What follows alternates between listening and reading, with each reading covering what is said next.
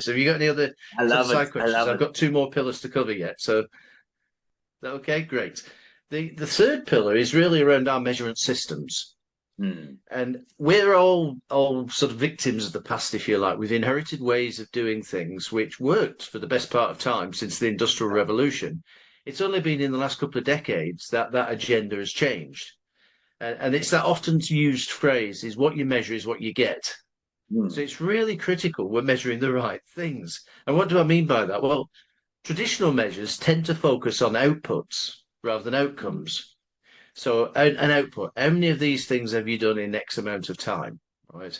So if I was in IT, it might be how many projects have you done that came in on time to budget and achieved the deliverables? Well, we might Yep. get a tick in the box for that. Brilliant. However, if those deliverables are not aligned to become customer centric, we might get really smart at doing dumb stuff. So that's we've got to think about that.